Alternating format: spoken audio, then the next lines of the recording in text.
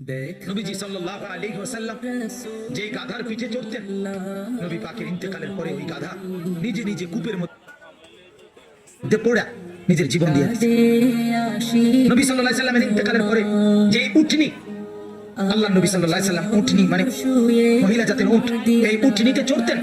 সেই উটনি জান্নাতুল বাকি কবরস্থানের পাশে গিয়ে এমন ভাবে বসছে, একটানা 2 সপ্তাহ কোনো খাদ্য খাবার না খেয়ে, একটু পানিও না খেয়ে নিজের জীবন নিজে দিয়ে দিয়েছে, মরে গেছে রাসূলের বিনয়। হযরত আব্দুল্লাহ ইবনে যায়েদ ইবনে আব্দ রাব্বিহি নবীজির একজন সাহাবী।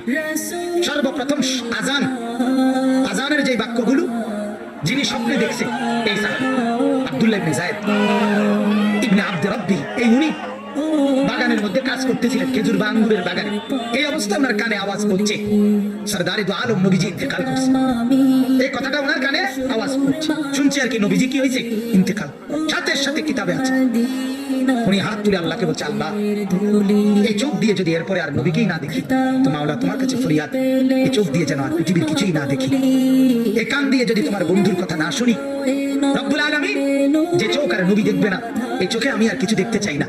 যে কান আল্লাহর নবীর কথা শুনবে না, সেই কান আর কিছুই শুনতে চাই না। আল্লাহ কসম, কিতাবে আছে, আমরা নিজে বুখারীর শরহ ব্যাখ্যা গ্রন্থে এটা পড়াইছিও ছাত্রদের। ওই সাহাবী এরপরে আর মৃত্যু পর্যন্ত কোনোদিন আর কিছু চোখেও দেখে নাই, কানেও শুনে নাই। উনি আপনার অন্ধ হয়ে গেছে এবং উনি আপনার বয়রা বধির হয়ে গেছে। দেখেন কি পরিমাণ বিরহ, আমি এটা বুঝাইতে চাইছি। নবী পাক সাল্লাল্লাহু আলাইহি ওয়াসাল্লাম সেই ত্যাগেও কি যাইতে হয়েছে, কবরে কবরে যায়। আল্লাহ নবী সাল্লাল্লাহু আলাইহি ওয়াসাল্লামের রওজা মুবারক কবরে দাফন করার পরে এক লোক বহু দূর থেকে এক ঈমানদার আসছিল, এটাও কিতাবে আছে।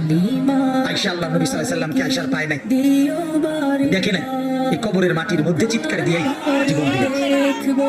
এটাও আমরা কিতাবে পড়ছি, জাযবুল কুলুব ইলা দিয়ারিল মাহবুব, এটা আরবি কিতাবে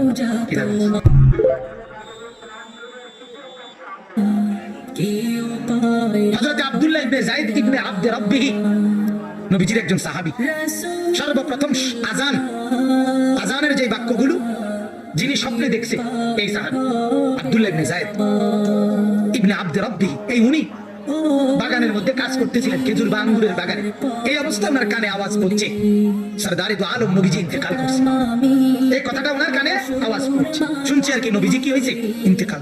সাথে সাথে কিতাবে আছে, উনি হাত তুলে আল্লাহকে বলছে, আল্লাহ এই চোখ দিয়ে যদি এরপরে আর নবীকেই না দেখি তো মাওলা তোমার কাছে ফরিয়াদ, এই চোখ দিয়ে যেন আর পৃথিবীর কিছুই না দেখি, এই কান দিয়ে যদি তোমার বন্ধুর কথা না শুনি, রব্বুল আলামিন যে চোখ আর নবী দেখবে না, এই চোখে আমি আর কিছু দেখতে চাই না।